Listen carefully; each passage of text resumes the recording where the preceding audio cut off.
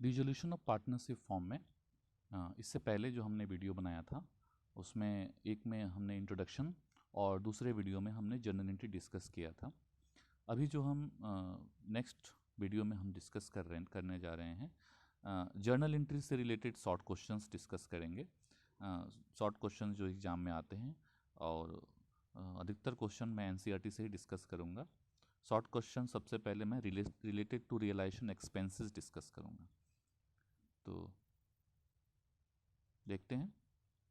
Realisation expenses के लिए मैंने कुछ कन्फ्यूजन को दूर करने, रियलाइजेशन एक्सपेंसेस से रिलेटेड बहुत सारे कन्फ्यूजन होते हैं एंट्रीज में, तो उस कन्फ्यूजन को दूर करने के लिए मैंने अलग अलग केसेस को एक साथ कंबाइन किया है, जिससे हमें एक क्लियर हो जाए कि किस केस में हमें क्या जर्नल एंट्री करना पड़ेगा। सबसे पहले इसमें हमें जानना है borne by and paid by. Borne by क्या होता है? रियलाइजेशन एक्सपेंस एक्चुअली बिजनेस का खर्च हुआ। डिसोल्यूशन एक्सपेंस, रियलाइजेशन एक्सपेंस एक तरह का डिसोल्यूशन एक्सपेंस है, बिजनेस का खर्च है। तो इसको पेमेंट किसको करना चाहिए? बिजनेस को करना चाहिए। तो बिजनेस के लिए एक्सपेंस हुआ, तो बॉर्न बाय मतलब किसको पेमेंट करना चाहिए, और पेड बाय और किसने पे किया। तो अलग अलग केसेस होंगे। अगर बॉर्न बाय किसको पेड करना चाहिए नहीं दिया है क्वेश्चन में, और पेड बाय किसने पे किया ये भी नहीं दिया हुआ है, तो ये बिजनेस का खर्च है। तो जैसे बिजनेस का खर्च का हम लोग जर्नल एंट्री करते हैं, वैसे इसका भी करेंगे। क्या करेंगे? Realisation account debit to bank. लेकिन अगर बॉर्न बाय फॉर्म दिया है, मतलब फॉर्म को देना चाहिए था, और पेड बाय फॉर्म ने ही पे किया, तो फॉर्म का एक्सपेंस तो फॉर्म ही पे करेगा, कोई और क्यों पे करेगा। तो इसका भी सेम वही एंट्री होगा जो फर्स्ट नॉट गिवन का जो मैंने एंट्री दिया है, realisation account debit to bank. तीसरा है बॉर्न बाय फॉर्म, देना किसको था? फॉर्म को देना था। और पेड बाय पार्टनर, पार्टनर ने पे कर दिया। पार्टनर ने बोला कि मैं पे कर दे रहा हूँ, मेरे पास पैसा है, मैं पे कर दे रहा हूँ। तो फिर खर्च तो ये बिजनेस का है, इसलिए रियलाइजेशन अकाउंट डेबिट होगा। लेकिन पे किसने किया? पार्टनर ने किया। बिजनेस के बैंक अकाउंट से कोई पैसा गया ही नहीं, तो इसलिए टू पार्टनर्स कैपिटल अकाउंट लिखेंगे। तो सिंपल याद रखना है, पेड बाय फॉर्म तो रियलाइजेशन डेबिट होगा, और borne by firm realisation debit, और पेड बाय पार्टनर तो पेड बिजनेस के कैश से गया ही नहीं, इसलिए टू पार्टनर्स कैपिटल अकाउंट। अच्छा, दूसरा है बॉर्न बाय पार्टनर, पार्टनर को देना था, ऐसा पार्टनरशिप एग्रीमेंट में बात हुई थी कि पार्टनर को देना था। और पेड बाय पार्टनर, और पार्टनर ने ही दिया, तो पार्टनर को देना था, पार्टनर ने दिया, तो ये बिजनेस के लिए एक्सपेंस ही नहीं हुआ, इसलिए इसकी कोई एंट्री नहीं होगी। अच्छा, नेक्स्ट है बॉर्न बाय पार्टनर। ये सबसे इंपॉर्टेंट है। बॉर्न बाय पार्टनर किसको देना था? पार्टनर को देना था। किसने दिया? फॉर्म ने दिया। तो फॉर्म का बैंक अकाउंट से पैसा गया, इसलिए टू बैंक होगा। लेकिन फॉर्म का एक खर्च नहीं है, क्योंकि देना किसको था? जिसको देना था उसका खर्च हुआ। किसका खर्च हुआ है? पार्टनर का खर्च हुआ, इसलिए पार्टनर्स कैपिटल अकाउंट डेबिट होगा। तो इतने सारे केसेस हैं, इसको याद करने का आसान तरीका है। नॉट गिवन और borne by firm, paid by firm में तो सिंपल है, realisation account debit to bank होना है। उसके बाद की जो तीन केसेस है, इसको याद करने का आसान तरीका है। बॉर्न बाय अगर फॉर्म है तो रियलाइजेशन डेबिट होगा, पेड बाय पार्टनर तो पार्टनर्स कैपिटल क्रेडिट हुआ। मैंने फॉर्म पहले दिया है, पार्टनर बाद में दिया है, तो फॉर्म के लिए रियलाइजेशन हो गया, पार्टनर के लिए पार्टनर हो गया। पार्टनर पार्टनर है तो कट गया, नो एंट्री होगा। पार्टनर फॉर्म है तो पार्टनर्स कैपिटल डेबिट, और फॉर्म के लिए टू बैंक। क्वेश्चन करेंगे। एनसीईआरटी का क्वेश्चन नंबर 1 है, रियलाइजेशन एक्सपेंसेस अमाउंटिंग टू ₹2500। यहाँ पे दिया नहीं है कि किसने बॉन्ड किया और किसने पे किया, नहीं दिया हुआ है। तो नहीं दिया है तो सिंपल होगा, realisation account debit, simply realisation account debit होगा। तो realisation account debit to bank होगा 2500। दूसरा केस देखते हैं। रियलाइजेशन एक्सपेंस अमाउंटिंग टू ₹3000 है, वे आर पेड बाय अशोक, मतलब paid by partner, one of the partner ने पे किया। क्यों पार्टनर पे करेगा? रियलाइजेशन एक्सपेंस तो बिजनेस का खर्च है, तो बिजनेस को पे करना चाहिए। क्योंकि ये बिजनेस का खर्च है, इसलिए रियलाइजेशन अकाउंट डेबिट होगा, और इसको पार्टनर ने पे कर दिया। Realisation account debit to partner ने पे किया, बैंक अगर बिजनेस से जाता तो टू बैंक लिखते, पार्टनर ने पे किया तो टू पार्टनर्स कैपिटल। पार्टनर का नाम हमें पता है, क्या नाम है पार्टनर का? पार्टनर का नाम है अशोक, तो टू अशोक्स कैपिटल 3000। नेक्स्ट है realisation expenses 2300 bond by Tarun personally, personally bond किया, तो रियलाइजेशन एक्सपेंस 2300 का है, बॉन्ड बाय तरुण पर्सनली, मतलब बॉन्ड किसको करना था, तो बॉन्ड बाय पार्टनर है, तो पार्टनर ने बॉन्ड किया तो पार्टनर ने पे किया होगा, इसलिए इसकी कोई एंट्री नहीं होगी। नेक्स्ट क्वेश्चन देखते हैं। अच्छा, इसमें और एक है, Amit a partner was appointed to realise the assets at a cost of ₹4000। Amit एक पार्टनर है, उसको बोला गया कि तुम सारे एसेट्स को बेच दो, बिक्री करवा दो, ₹4000 तुमको दिया जाएगा। The actual amount of realisation was 3000, तो एक्चुअली रियलाइजेशन का खर्च हुआ 3000, मतलब अमित को बोला गया कि जितना भी एसेट्स तुम बिक्री करवा दोगे तुम्हें ₹4000 मिलेगा, दिया जाएगा, लेकिन उसने बिक्री करवा दिया और उसको 3000 ही खर्च हुआ, तो बिजनेस का खर्च कितना हुआ? बिजनेस ने कितना प्रॉमिस किया है पार्टनर को देने के लिए? 4000, क्योंकि रियलाइजेशन के लिए 4000 उसको पेमेंट करने के लिए बात किया है, लेकिन एक्चुअली उसका खर्च 3000 हुआ, तो एक्चुअली उसका कितना खर्च हुआ उससे मतलब नहीं है। बिजनेस का कितना रियलाइजेशन एक्सपेंस हुआ? बिजनेस का रियलाइजेशन एक्सपेंस हुआ 4000, तो 4000 हम लिखेंगे, तो जनरल एंट्री वही होगा, रियलाइजेशन, ये तो बिजनेस का खर्च हो गया, बिजनेस ने ₹4000 दिया, तो रियलाइजेशन अकाउंट डेबिट 4000, लेकिन अभी दिया नहीं है, पार्टनर को देगा, इसलिए to partners capital account. Next question देखते हैं। नेक्स्ट क्वेश्चन,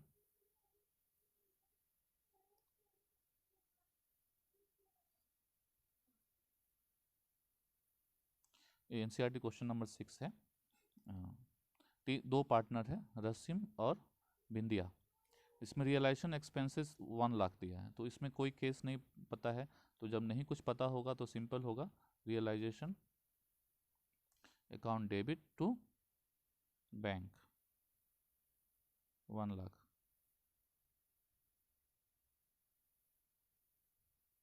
नेक्स्ट है second, realisation expenses amounting to ₹30,000 are paid by Rashim a partner, partner ने पे किया, तो पार्टनर को तो पे नहीं करना था, तो पार्टनर ने पे किया, तो पार्टनर ने पे किया होगा, तो realisation account debit to Rashim's capital होगा। अगर बिजनेस ने पे किया तो टू बैंक होगा, पार्टनर ने पे किया तो पार्टनर का नाम होगा। Next, realisation expenses are to be बॉन्ड by Rashim for which he will be paid 70,000 as remuneration. अब रशीम को 70,000 रेमुनरेशन दिया जाएगा, ऐसे बात बोला गया है on completion of dissolution process. The actual expenses incurred by Rashim were 1,20,000। Rashim ने एक्चुअली कितना पैसा खर्च किया? 1,20,000, मैंने पहले बताया एक्चुअल से मतलब नहीं है, बिजनेस के लिए कितना खर्च हुआ, बिजनेस ने रसीम को कितना देने के लिए बोला है? 70,000, देन बिजनेस का रियलाइजेशन एक्सपेंस हुआ 70,000, रियलाइजेशन अकाउंट डेबिट 70,000, और टू बिजनेस ने भी दिया नहीं है, देगा, तो टू रसीम्स कैपिटल अकाउंट, क्योंकि रशीम को देगा, टू रशीम्स कैपिटल 70,000। नेक्स्ट हम लोग कुछ शॉर्ट क्वेश्चन है एनसीईआरटी का related to realisation of assets और पेमेंट ऑफ लाइबिलिटीज। तो सबसे पहले हम लोग देखते हैं क्या क्या जनरल एंट्री होता है, पहले भी डिस्कस किया जा चुका है, एक बार और देख लेते हैं। एसेट ट्रांसफर करने के लिए क्या जनरल एंट्री होता है? एसेट्स ट्रांसफर करने के general entry realisation account debit to assets. तो लाइबिलिटी ट्रांसफर करने का जनरल एंट्री होता है liabilities account debit to realisation. Assets को बेचने का जनरल एंट्री होता है bank account debit to realisation. लेकिन अगर एसेट्स कोई पार्टनर ले जाता है तो बैंक नहीं होगा, वहाँ बैंक के जगह पे होता है partners capital account debit to realisation. उसके बाद फॉर पेमेंट ऑफ लाइबिलिटी, तो liability account debit to bank होना चाहिए, लेकिन लाइबिलिटी तो रियलाइजेशन में ट्रांसफर हो चुका है, इसलिए रियलाइजेशन टू बैंक होगा। उसी तरह अगर लाइबिलिटी कोई पार्टनर बोलता है कि हम पेमेंट करेंगे, तो liability account debit to partners capital होना चाहिए, लेकिन लाइबिलिटी तो रियलाइजेशन में ट्रांसफर हो गया है, इसलिए realisation account debit to partners capital होगा। For settlement with creditor through transfer of assets. कोई क्रेडिटर को अगर हम एसेट दे देते हैं तो क्रेडिटर एसेट ले जाएगा, तो बिजनेस के लिए एक्सपेंस है, क्रेडिटर को पेमेंट कर रहे हैं, तो creditor account debit to bank होना। क्रेडिटर अगर एसेट ले गया उसी अमाउंट का तब तो कोई एंट्री नहीं होगा, लेकिन अगर क्रेडिटर अगर लेके जाता है एसेट्स और वह ज़्यादा अमाउंट का होता है एसेट्स, तो फिर वो पैसा देगा, और अगर कम अमाउंट का होगा तो हमें और उसको पेमेंट करना पड़ेगा, तो और पेमेंट करेंगे तो realisation account debit to bank. और उल्टा अगर ज़्यादा का एसेट ले जाता है तो वो हमें वापस करेगा, तो bank account debit to realisation. तो ये सारे एंट्री डिस्कस हुए थे रियलाइजेशन से रिलेटेड। अब एनसीईआरटी का एक क्वेश्चन देखते हैं। Creditor worth ₹85,000 accepted 40,000 as cash and investment worth ₹43,000 in full settlement of their claim. Creditor ने क्या ले लिया? क्रेडिटर 85,000 का था, क्रेडिटर हमें पेमेंट करना था, लेकिन उसने क्या ले लिया? उसने 40,000 कैश ले लिया, तो कैश का तो एंट्री करेंगे, तो कैश का एंट्री क्या करेंगे? Creditor account debit to cash नहीं, क्योंकि क्रेडिटर तो ऑलरेडी ट्रांसफर हो चुका है रियलाइजेशन में, तो realisation account debit to cash, cash देंगे तो उसका एंट्री करेंगे 40,000, लेकिन क्रेडिटर को हमने इन्वेस्टमेंट भी दे दिया 43,000 का, तो क्रेडिटर अगर कोई एसेट लेके जाता है तो उसका कोई एंट्री नहीं होता है इन फुल सेटलमेंट। नेक्स्ट है creditor were 16,000 they accepted machinery value 18,000 in settlement of their claim. Creditor 16,000 का था, उसने मशीन ले लिया 18,000 का, अब बोला कि मुझे और पैसा नहीं देना इन full settlement in settlement of their claim, तो इसका भी कोई एंट्री नहीं होगा क्योंकि फुल सेटलमेंट हो गया, तो इसलिए कोई एंट्री नहीं होगा। नेक्स्ट है creditor were 90,000 they accepted building value 1,20,000 and paid cash to the firm 30,000। 90,000 का क्रेडिटर है, बिल्डिंग ले लिया 1,20,000 का, ज़्यादा का बिल्डिंग ले लिया, तो ज़्यादा का बिल्डिंग ले लिया तो उल्टा वो बिजनेस को पैसा देगा 30,000 रुपया, तो cash account debit to realisation. Cash account debit to creditor नहीं होगा क्योंकि क्रेडिटर का नाम बदल जाएगा क्योंकि सब रियलाइजेशन में ट्रांसफ़र हो चुका है, तो cash account debit to realisation. Next है NCERT question number 4, payment of unrecorded liability.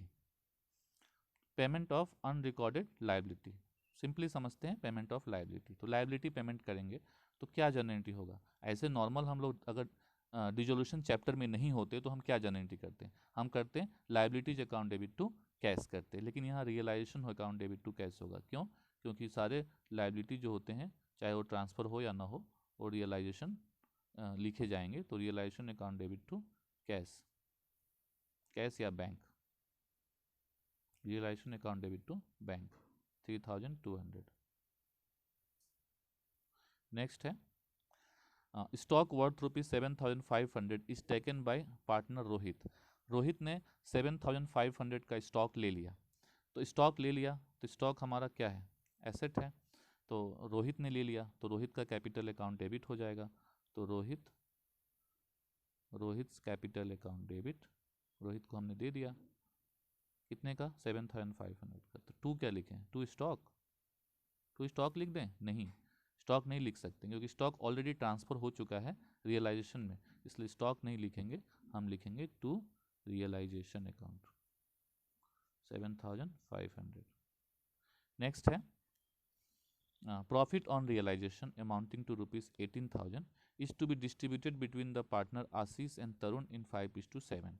तो प्रॉफिट को हम लोग 5:7 में बांटेंगे, जिस तरह रिवैल्यूएशन में हम करते थे, प्रॉफिट को पार्टनर्स में डिस्ट्रीब्यूट करते थे, क्या जनरेट करते थे? Revaluation account debit to partners capital, यहाँ भी वही करेंगे, लेकिन यहाँ रियलाइजेशन होगा, रियलाइजेशन अकाउंट डेबिट टू दो पार्टनर हैं, आशीष कैपिटल और तरुण्स कैपिटल, दोनों में बांट देंगे 18,000 को, 5:7 में बांटेंगे, तो इसका आएगा 7,500 और 10,500। तो इस तरह हम लोग रियलाइजेशन के प्रॉफिट को बांट दिए। अगर लॉस होता तो यही एंट्री उल्टा हो जाता, partners capital account debit to realisation हो जाता।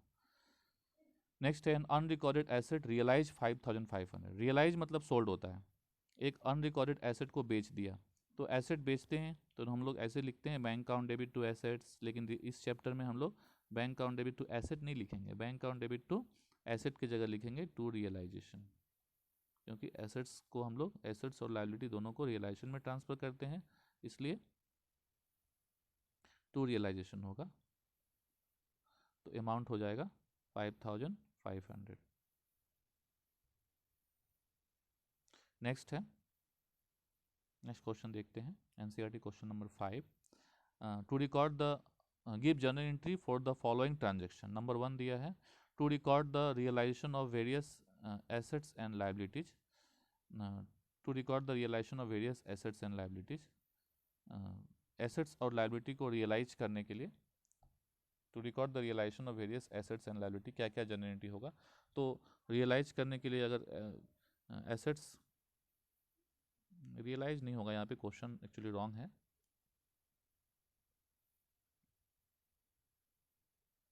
यहाँ रियलाइज की जगह पे ट्रांसफर होगा। To record the transfer of various assets and liability, तो एसेट्स और लायबिलिटी को ट्रांसफर करने का जर्नल एंट्री क्या होता है, तो एसेट्स को ट्रांसफर करने का जर्नल एंट्री होता है रियलाइजेशन, रियलाइजेशन टू एसेट्स हो जाएगा, इंडिविजुअली लिखते हैं, और लायबिलिटी को ट्रांसफर करते हैं उसका जर्नल एंट्री होता है रियलाइजेशन टू लायबिलिटी ट्रांसफर करने का जर्नल एंट्री होता है liabilities account debit to realisation, liabilities account debit to realisation. Next है 2 नंबर देखते हैं, a firm has stock 1,60,000, Aziz a partner took over 50% of the stock at a discount of 20%। Aziz जो है 50% stock ले लिया 20% डिस्काउंट पे, तो 1,60,000 का 1,60,000 का स्टॉक है, 1,60,000 का स्टॉक है, और उसको 50% कर देते हैं, 50%, और 20% डिस्काउंट पे ले गया तो कितने पे ले गया, 80% पे ले गया, तो 80% कर देंगे।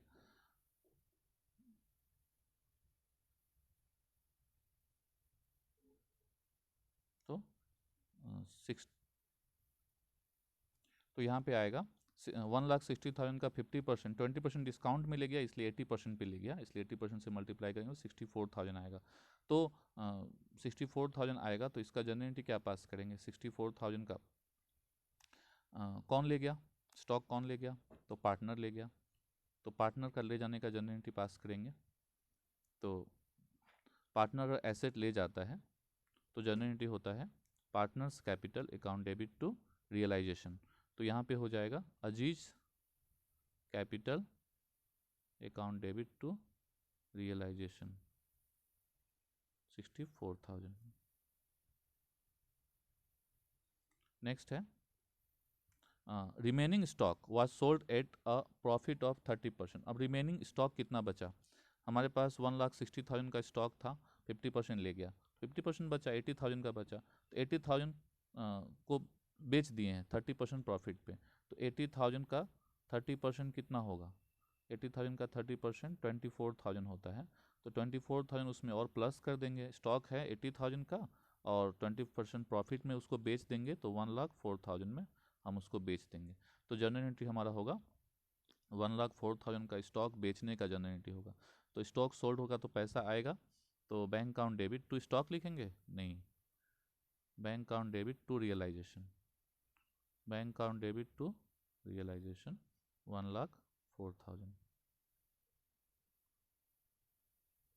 नेक्स्ट है land and building book value 1,60,000, book value land and building का 1,60,000 है, सोल्ड फॉर 3 लाख, कितने में बेच दिए, 3 लाख में बेच दिए, through a broker who charge 2% commission on the deal, तो 3 लाख पे 2% कमीशन वो चार्ज करेगा ब्रोकर, तो 3 लाख का 2% जब निकालेंगे तो 6,000 होगा, 6,000 ब्रोकर चार्ज करेगा, तो हमारे पास पैसा कितना आएगा, 3 लाख तो आएगा नहीं, हमारे पास पैसा आएगा 2,94,000 आएगा, तो 2,94,000 हमारे पास आया, तो बैंक अकाउंट डेबिट 2,94,000 और हमने बेच दिया लैंड एंड बिल्डिंग, तो टू लैंड एंड बिल्डिंग लिखेंगे, नहीं, टू रियलाइजेशन लिखेंगे, क्योंकि एसेट्स का नाम हम नहीं लिखेंगे क्योंकि सबको हमने रियलाइजेशन में ट्रांसफ़र किया हुआ है, 2,94,000। नेक्स्ट है plant and machinery book value 60,000 का है, was handed over to a creditor, creditor को दे दिया तो कोई जनरल एंट्री नहीं होगा। अगर वो पैसा देता है या हम उसको पैसा देते हैं तब जनरल एंट्री होगा। At an agreed valuation of 10% less than the book value, book value से 10% लेस पे हमने क्रेडिटर को दे दिया, तो इसकी कोई एंट्री नहीं होगी। यहाँ पता भी नहीं है क्रेडिटर कितना था, इसलिए इसकी नो एंट्री होगी। एसेट्स, क्रेडिटर अगर कोई एसेट लेके चला जाता है तो उसकी कोई एंट्री नहीं होती है। एंट्री तब होती है जब वो कुछ पैसा देता है या हम उसको कुछ और पैसा देते हैं। Investment whose face value, investment whose face value was ₹4,000 was realise at 50%। Investment बेच दिए, रियलाइज मतलब बेच दिए, 50% मिला, तो 4,000 का 50% 2,000 मिला, तो पैसा मिला है, तो bank account debit to investment, नहीं, इन्वेस्टमेंट एसेट्स है, रियलाइजेशन लिखेंगे, एसेट्स लायबिलिटी दोनों को रियलाइजेशन लिखेंगे, तो 2,000। और ये 5 नंबर का तो नो एंट्री होगा, नो एंट्री होगा। Next question, the book value of assets, the book value of assets other than cash and bank transferred to realization account is rupees 1 lakh. 50% of the assets are taken over by the partner Atul at a discount of 20%. 40% of the remaining assets are sold at a profit of 30% on the cost. 5% of the balance being obsolete, realized nothing, and remaining assets are handed over to a creditor in full settlement of his claim.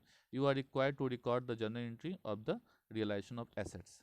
यहाँ पे assets का the book value of assets other than cash and bank transfer to realisation account ₹1 lakh, 1 lakh का assets है हमारे पास। Assets कितने का है? 1 लाख का एसेट्स है। अब इसको पहले देखते हैं। 50% of the assets are taken over by partner Atul. अब इसका 50% कौन ले लिया? अतुल ले लिया एट अ डिस्काउंट ऑफ 20%, 80% में लिया, तो 1 लाख का 50%, 50,000, 50,000 का 80%, 50,000 का 80% 40,000 हुआ, 40,000 में ले लिया, दैट इज 40,000 में ले लिया अतुल।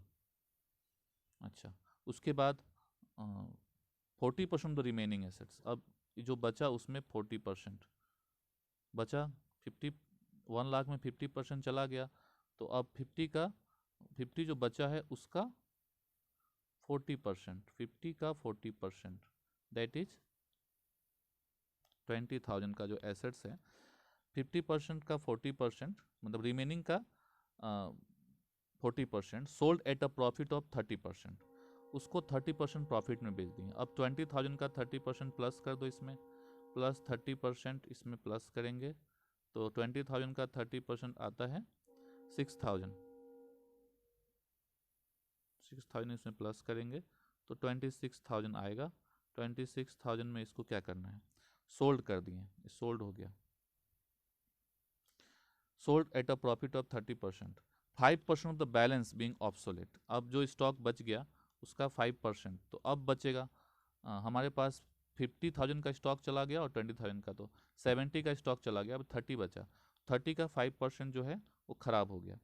एंड रियलाइज नथिंग, तो नहीं रियलाइज हुआ, उसका कोई एंट्री भी करना नहीं है, क्योंकि जो खराब हो गया उसका कोई रियलाइज नहीं हुआ, उसका कोई एंट्री नहीं करना है। Handed over to a creditor, nothing. Remaining assets जो बचेगा वो क्रेडिटर को दे दिए, तो उसका भी कोई एंट्री नहीं होगा। वैसे हम बता दें कितना कितना होगा। 5% ऑफ द बैलेंस बचा 30,000, 30,000 का 5% होगा 15,000, 15,000 का स्टॉक खराब हो गया, ये खराब हो गया, डैमेज हो गया, और उसके बाद 1500 का स्टॉक खराब हो गया, उसके बाद जो रिमेनिंग बचा 71,500 का स्टॉक माइनस कर देंगे, तो 28,500 का स्टॉक बच गया, इसको क्रेडिटर को दे दिए फुल सेटलमेंट में, तो इसकी भी कोई एंट्री नहीं होगी। तो अब यहाँ पे 2 एंट्री होगा, तो अतुल ले गया, तो Atul's capital account debit to, assets का नाम नहीं होगा, रियलाइजेशन होगा 40,000, और सोल्ड कर दिए तो bank account debit to assets का नाम नहीं होगा, टू रियलाइजेशन होगा 26,000। नेक्स्ट क्वेश्चन देखते हैं, question number 8। Record the necessary journal entry to record the following unrecorded assets and liability in the books of Paras and Priya. सबसे पहले there was an old furniture in the firm which had been written off completely in the books, sold for 3000। Sold कर दिए तो bank account debit to realisation 3000। Next है Ashish an old customer whose accounts for ₹1000 was written off as a bad debt in the previous year, paid 60% of the amount। 1000 का 60% उसने पे कर दिया, तो पे किया तो बैंक अकाउंट डेबिट। आशीष पे किया, क्रेडिटर था आशीष, तो सॉरी आशीष डेटर था, तो डेटर को हम डेटर नहीं लिखेंगे, रियलाइजेशन लिखेंगे। तो 60% मतलब 600। नेक्स्ट है Paras agree to take over the firm's goodwill, assets ले लिया पारस ने एट अ वैल्यूएशन ऑफ 30,000। तो एसेट्स ले लिया तो पारस ले लिया तो Paras capital account debit to assets लिखते नहीं हैं क्योंकि रियलाइजेशन लिखते हैं, तो टू रियलाइजेशन लिखेंगे 30,000। नेक्स्ट है there was an old typewriter who had been completely written off from the books. It was estimated to realize 400. It was taken away by प्रिया, प्रिया ने उसको ले लिया 25% कम में। 400 का 25% लेस करेंगे तो 300 आएगा, तो 300 में प्रिया ने ले लिया, तो Priya's capital to computer typewriter नहीं आएगा, रियलाइजेशन आएगा, रियलाइजेशन 300। नेक्स्ट है there were 100 share of 10 each तो Star Limited acquired at a cost of 2000 which had been written off completely from the books. These shares are valued at ₹6 each and divided among the partner in their profit sharing ratio। मतलब share बेच करके जो पैसा आया उसको partners में transfer कर दिया गया। तो पार्टनर्स में शेयर तो एसेट है, इन्वेस्टमेंट हमारा एसेट है, एसेट पार्टनर्स ले गया, तो पार्टनर्स कैपिटल अकाउंट डेबिट हो जाएगा। दो पार्टनर है पारस एंड प्रिया, तो Paras capital Priya's capital to realisation. अब देखना है कितना पैसा आया बेच करके, तो 2000 का 2000 में ख़रीदा था, 100 शेयर 10 रुपया करके ख़रीदा था, लेकिन अभी 100 शेयर का वैल्यू अभी मार्केट वैल्यू हो गया है ₹6 ईच हो गया है, तो 600 होगा बेच करके, तो 600 को पारस और प्रिया में हम ट्रांसफ़र कर दें, कोई रेशियो नहीं दिया है इसलिए इक्वली ट्रांसफ़र कर दें। इस तरह हमने टोटल 8 क्वेश्चन अभी किए। लास्ट क्वेश्चन है Aarti took over the stock worth ₹80,000 at 68,000। तो यहाँ पे शॉर्टकट में कर देते हैं आरतीस कैपिटल टू रियलाइजेशन। कितने का स्टॉक है उससे मतलब नहीं है, आरती ने कितने में लिया उससे मतलब है। नेक्स्ट है there was unrecorded bikes 40,000 which were are taken over by Karim. Assets ले गया, करीम ले गया, तो करीम्स कैपिटल टू बाइक नहीं होगा, टू रियलाइजेशन होगा 40,000। नेक्स्ट है the firm paid 40,000 as compensation to employee. Firm ने कंपेंसेशन दिया एम्प्लॉय को, तो employees account debit to bank नहीं होगा क्योंकि यहाँ पे हमको हर खर्च को रियलाइजेशन ही लिखना है, तो realisation account debit to bank होगा 40,000। नेक्स्ट है sundry creditor amounting to ₹36,000 were settle at discount 15%। 36,000 का 15% डिस्काउंट पे क्रेडिटर को पेमेंट कर दिया गया। 15% निकालेंगे इसका तो माइनस कर देंगे, 15% आएगा 5,400, माइनस करेंगे 30,400 आएगा। क्रेडिटर को पे कर दिए तो creditor account debit to bank नहीं होगा क्योंकि क्रेडिटर लायबिलिटी है और एसेट लायबिलिटी को हमें रियलाइजेशन लिखना है, तो realisation account debit to bank हो जाएगा 30,400 सॉरी 30,600। नेक्स्ट है लास्ट है loss on realisation 42,000 were distributed between Aarti and Karim. तो लॉस होने से पार्टनर्स कैपिटल डेबिट होता है, तो आरतीस का कैपिटल डेबिट, करीम का कैपिटल डेबिट टू रियलाइजेशन। 42,000 को हम बांट देंगे 18,000 एंड 3:4 में बांटेंगे तो 18,000 और 24,000। इस तरह हमने शॉर्ट क्वेश्चन रियलाइजेशन से रिलेटेड, डिसोल्यूशन से रिलेटेड हमने सॉल्व किया। नेक्स्ट क्लास में हम लोग लॉन्ग क्वेश्चन सॉल्व करेंगे, लॉन्ग क्वेश्चन का जनरेटिव करेंगे। Thank you very much.